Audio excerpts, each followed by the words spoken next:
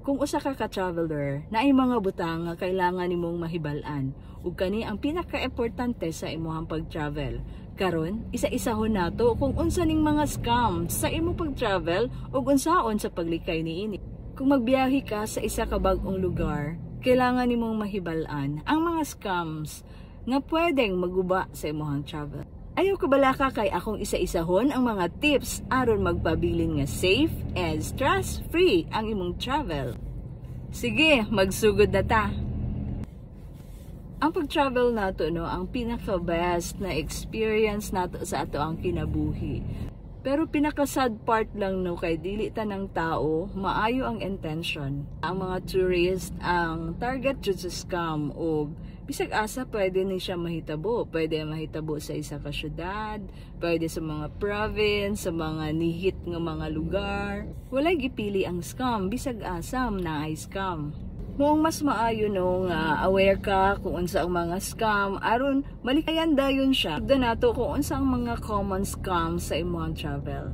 Number 1 is ang fake taxi scam na kung asa kasagaran mahitabo ni siya sa gawa sa airport, sa station, sa mga tourist area na kung asa ang mga tao kay maghanyag og mga barato nga sakay paingon sa mga tourist destination, paingon sa ilahang accommodation.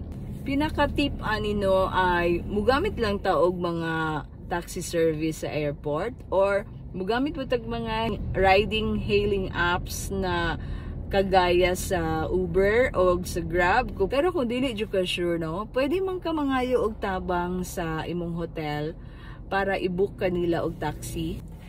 Og isa pa, siguraduha nga na ay meter ang taxi nga imong sakyan. Kung dili ka sigurado nga legit nga driver, ayaw og sakay. Number 2 kay overpriced tourist menu scam. Kani nga scam kay mahitabo ni sa mga resto nga imuhang orderan og pagkaon. Kailahang menu barato kayo ang nakabutang pero pag abot sa bill mahal na kaayo. Kasagaran yung mahitabo sa kanang mga tourist spots nga pagtuon nila nga dili ka familiar sa mga prices diha nga lugar. Aron malikayan ni maayo nga i-check nimo ang review online ana nga mga resto og isa pa mangayo ka sa mga recommendations sa mga locals diha kung asa nga mga restaurant ang ilang masuggest nga imuhang kaunan. Tapod kalimot nga before ka mo order sa lalo na sa mga deal sa mga promo nila sa mangutana sa ka kung tagpila ang mga price sa ato. Number 3 kay kanang friendly stranger scam. Kasagaran ni mahitabo kanang maglakaw-lakaw gud ka sa diha sa lugar nga dili ka familiar tapos na ay mga locals diha nga magistorya-istorya sa imuha. Na may uban nga kanang tinud-anay jud ang ilahang pakipag-istorya sa imuha pero napoy mga di pa nato malikayan nga naapoy uban nga mang scam lang di ito. Ang scam kasagaran ingon ani ila ka i-invite na moadto sa isa ka bar, sa isa ka attraction or secret spot baka. Tapos mag-expect sila nga magbayad ka og dako nga presyo. Or i-pressure ka nila nga mopalit ka sa usa ka butang.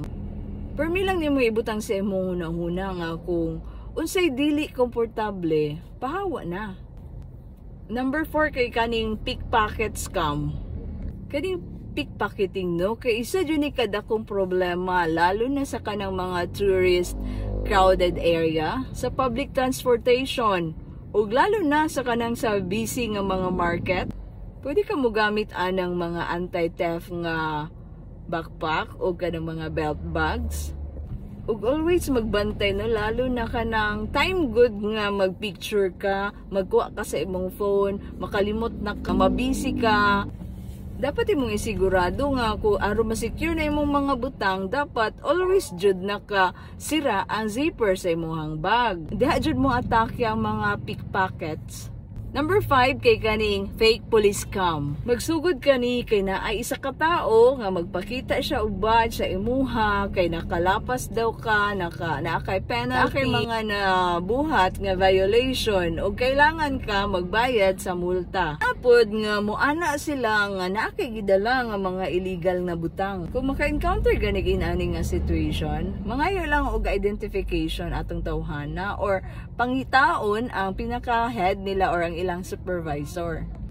Kung magdudagi ka, ayaw jud hatag og kwarta og ang pinaka-solusyon jud ana, moadto ka sa pinakaduol nga police station or moadto ka sa official authority aron maklaro ang situation.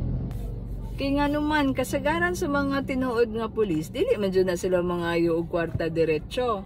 Number 6 kay kaning free gift scam. Kasagaran gani ka ng mga vendors, mga tao nga nasa kalsada, maghatag na sila sa imuha og free like bracelet, mga bulak, or mga unsang mga butang. Una, ilahan ang ipasabot sa imuha nga regalo rin na. Tapos, kung imo na ng kwaon, pangayon ka nila og bayad. Na ayaw jud tuhui, kay kung maghatag og free gani, scam jud na.